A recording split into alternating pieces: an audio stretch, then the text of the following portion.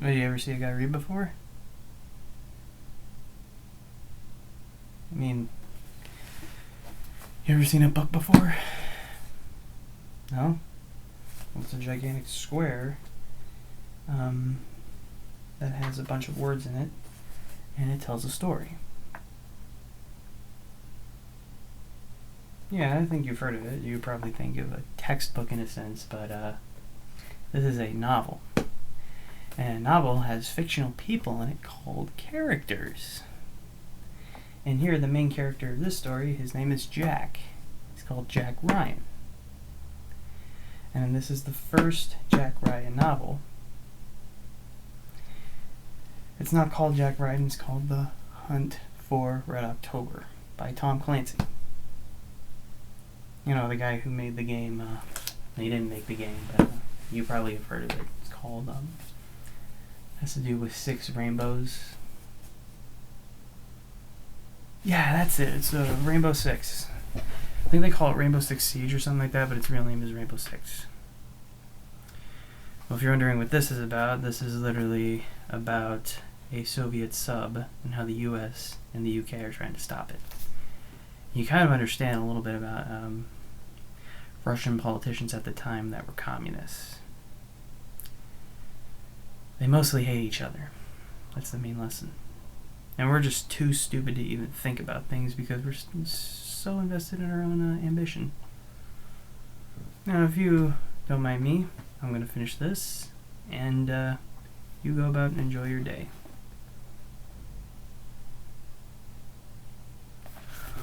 Right. Hey guys, Thomas Murray is back here with a brand new video, or you know me as Strange Tom. And if there's anything I really like in life, it is people. Now, I am an introvert and I don't like talking to people, but there are a lot of people in my life that have inspired me. Some people have inspired me to become a YouTuber and pursue different careers based on, you know, how they've treated me and how they've impacted me and my thought and stuff like that. And it can be anyone. It could be celebrities. It could also be major political figures, or it could just be, you know, famous pop stars or actors or even like CEOs and stuff like that. Like, I have a humongous respect for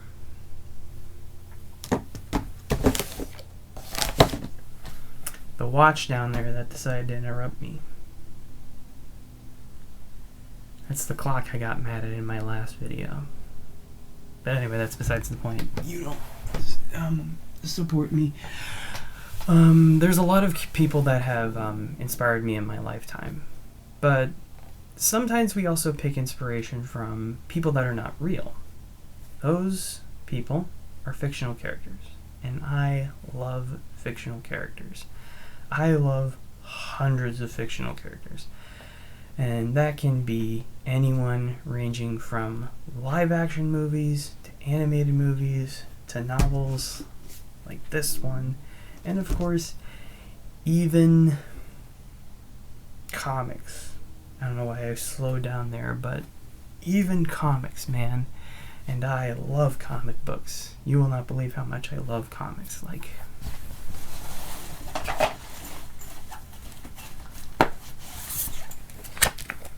I really, really love comics. Have you read this? This is such an...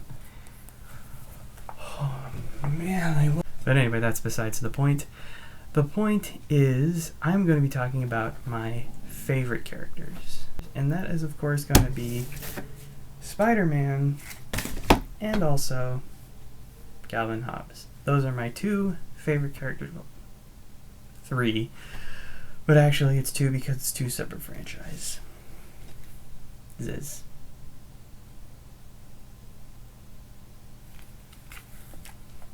You're missing out.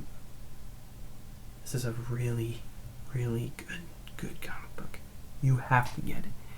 It's amazing. If you do not get this comic, you are missing out on a lot of stuff. I think it would be fairly obvious that I am a huge Spider-Man fan.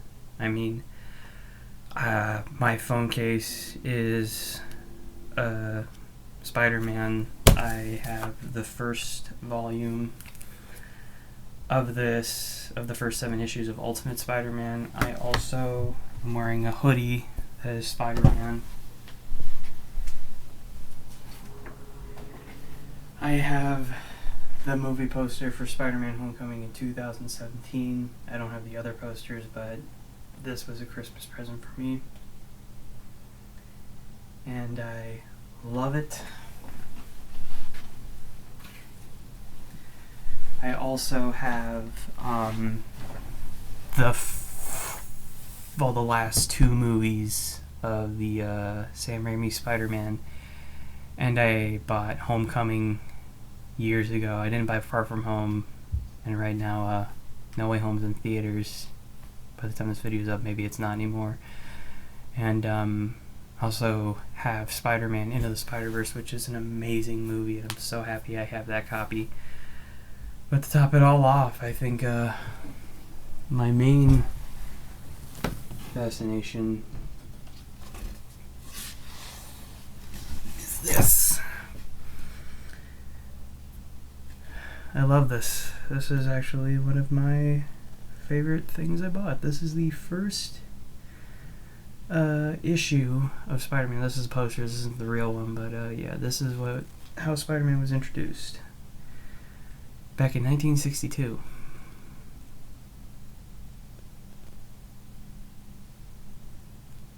Spider-Man's gonna be 60 years old? Wow. Old man there, Spidey. Let me put you back up there. Well, anyway, if you're wondering, well, why am I such a humongous Spider-Man fan? Well, could it be his powers? Well, yes, it could be his powers. But I do think it's 100% more than that. Let me go over it with you guys real quick. Obviously, it would be his amazing superpowers. I mean, I'm not gonna lie. I mean, I would really like to swing through New York City and have it be my own personal playground. But that's besides the point. The main thing, what most people like about Spider-Man, including me, is he does this thing when he's fighting a villain, is he quips. Meaning he will make a bad joke and then try to see if he can get the upper hand. In a way, it's kind of like he's taunting in combat. A kind of weird example of it is he's fighting Dr. Octopus, and Dr. Octopus is complaining why he's missing a lot, and he may say, "Come on, Doc, you just need better target practice." That may not be a good example of quipping, but if you want a good example, here's a compilation I made. And believe me, it's a big one. It is really, really big. Enjoy. Let's get out of here. Well, if it isn't a meeting of the Diamond Lovers of America. It's Spider-Man. What? Spider-Man? Where? Where? Oh, I just get so flustered when I meet a celebrity. I just don't know what to say. How about you just say goodbye? Yoo-hoo! Excuse me. Can I come in this way, or do I have to break my own window? Spider-Man! He's the one who can bring me to it. I don't know who he is! You are useless, you. Set him down, tough guy. Speak of the devil. Spider-Man! I knew you two were in this together! Hey, kiddo, let Mom and Dad talk for a minute, will you? What's up, guys? Did you get your PIN number? Whoa, you're the Avengers! What are you guys doing here? Thor, Hulk, good to finally meet you guys. Oh, you'd be more handsome in person. Iron Man! Hey, what are you doing robbing a bank? You're a billionaire. Here's your change! Hey! Oh, I got the thing on the thing. What do I win? You! I win me? That makes no sense. Peekaboo! Blast you, Rhino! They're ripping my suit. Water's getting in. I'm gonna blow up!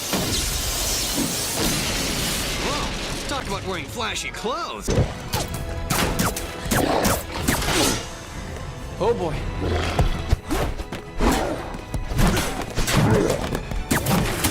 All right, so you don't want to talk? There you go. Can I assume that you're friends call you Doc Ock? My friends actually call me Liv. My enemies call me Doc Ock. I got this! Run! I'm starting to think you're not the Avengers! This always works in the cartoons! Oh, television so cannot be trusted. I got it! Got it, Peter! I got it handled, buddy! Everything is fine! Don't make me have to hurt you!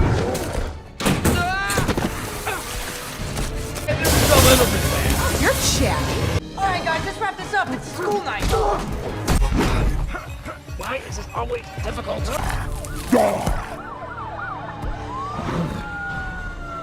Uh-oh. Somebody's been a bad lizard. The moment that I'm losing the fight. All right, let me tell you the good news. We don't need the monitor. You're getting on my nerves. I have a knack for that. Not anymore. Look, Doc, you thought this through? The next Spider-Man who finds you under a pile of debris might view this as a cautionary tale. A perfect fit. These indestructible manacles contain a powerful explosive. It's set to detonate in 1 hour. Hey, don't look at me. Maybe you didn't deliver his paper this morning. Can't you pry this thing off? You want a trial separation already? I understand, but I'm hurt. Any last words? Can I get a minute to think about it? You have a pen? The ratio of arms to sanity hasn't exactly been established either. Do you ever shut up? Sorry, no. My fans expect a certain amount of quippage in every battle. I really love that last one there. That's like one of my favorite quips of all time. Now, yes, Spider-Man is loved for his amazing character, his fun personality, and his tendency to get into harm's way by having his body destroyed every single time he fights, as much as breaking a bone or getting stabbed in the process. If you saw No Way Home. And also probably having some relationships destroyed. You see, the character of Spider-Man isn't really a good one. One thing that has happened in his lifetime is he's lost his uncle, and the main reason he lost his uncle was through his selfish actions of not being responsible when a simple mugger who really had nothing to do with his life, literally he never really had to get involved, actually ended up impacting him big time by having something so little have a humongous impact. And even though he resolves to save New York City at all costs, that doesn't literally mean that there come literal consequences. Aunt May nearly gets killed, MJ may also get killed, he also had his first girlfriend, Gwen Stacy, killed right in front of him, although mainly that could have been his fault. There's a humongous debate on that, but mainly I think it's his fault, and also his identity endangers the people he loves, so it's just complicated. But what's even worse is even if his close friends hate him, then they also become his greatest villains. That being said, Peter trudges on because he knows that with great power comes great responsibility. And for someone who would go through all of that, I don't think I would be able to take it, especially at a kid or teenager, you will, at the age 15. But Peter doesn't give up. He strives and he goes forward. Like what he said in Spider-Verse, no matter how many times I'm brought down, I always find a way to come back up again. That's important. And that's why we all know why Spider-Man is truly amazing.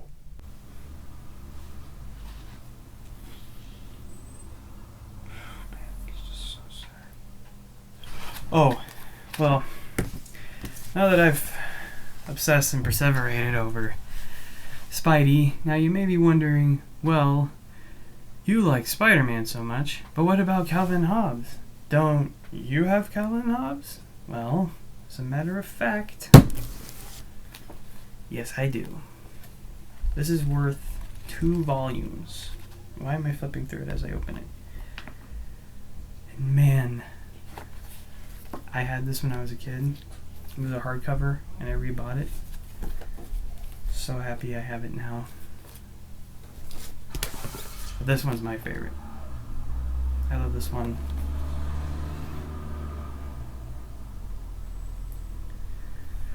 Screw the post office. Yeah, but yes, I love those volumes. I have a torn up volume that I bought a while ago. Well, my sister bought it. But yeah, I really love that one too, but it's been destroyed, so yeah, I can't show that one. I don't want to lose the pages. But yes, I love Calvin and Hobbes.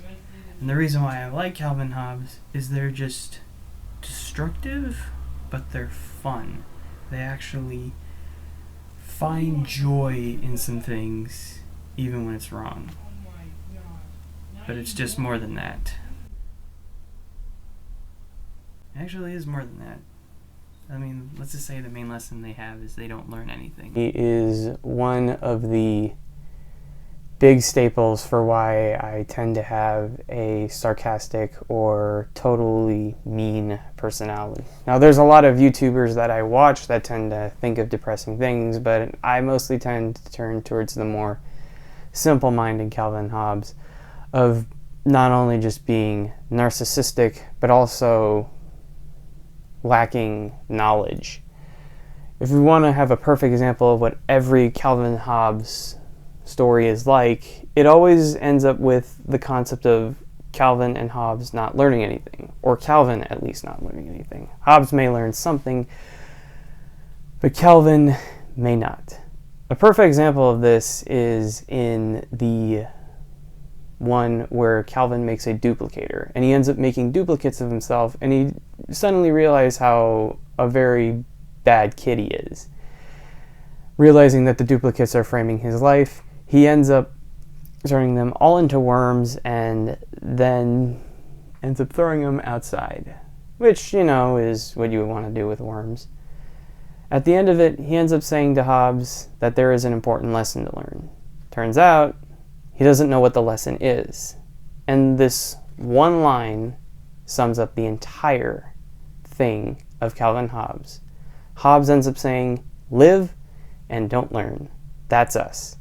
That is Calvin and Hobbes. No matter what events that have happened, whether Hobbes getting lost, or getting eaten by a dog, or actually having Calvin not learning his lesson from every single babysitter incident, or even nearly losing his parents at a zoo, tends to never understand a single life lesson and mostly lets it blow over his head, just like me. I tend to ignore a lot of life lessons sometime every now and then, but at the end of the day, it's important, but in a sense, you kind of need to learn from it.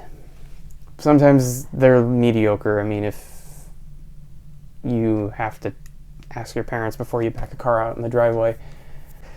But also understanding to be responsible, you know, Spider-Man.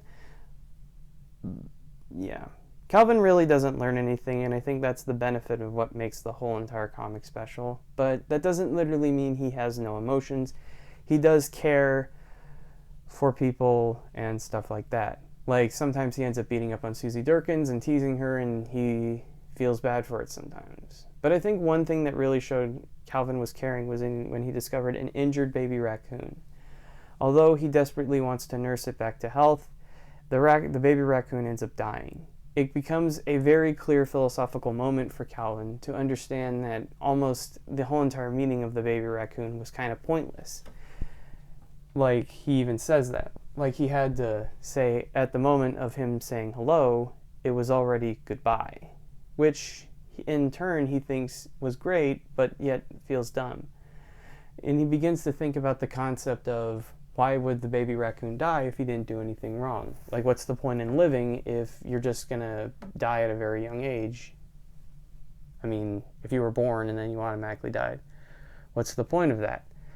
It gets into a serious life question debate that automatically scares them in the process. But at the end, I think Calvin does end up learning something to understand that life and death are a thing and everyone is gonna go. We can't stop it. People are born for a reason and then they'll go for no reason at all or for a reason. Maybe there's something special about why people come and go, and I think that's what Calvin learned, was to understand that we're all going to lose people. And that scares him to death, that he'll lose Hobbes. But Hobbes makes it 100% clear that he's never going to leave Calvin. And that's something that I really like. Understanding their true friendship. Which reminds me of one time where this was a Sunday comic where Calvin is finding it really hard to sleep because he's really scared of the darkness. And he sees Hobbes, and he's sleeping peacefully, and he suddenly is really happy for their friendship. And he goes to sleep without even being scared. So these are my 2 or 3 favorite characters. And these characters have inspired me throughout my life, whether to be ignorant and not care about anyone, to the more responsible, energetic, and understanding powers of a teenager or a kid in his dumb imagination. Maybe it is real after all. So yeah, those are my favorite characters. I am really happy I grew up with those characters. And let me know what characters you guys grew up with. Tell me what characters inspired you in the comments. That would be really cool. And we can also have a cool discussion with that in the comments as well. Or also on my Discord server. Sorry, I just wanted to put that out there. Yeah, there's a link to that in the description below if you guys want to check that out. But other than that, thank you so much for watching, guys. And I have to get back to Tom Clancy. Yeah, Tom Clancy.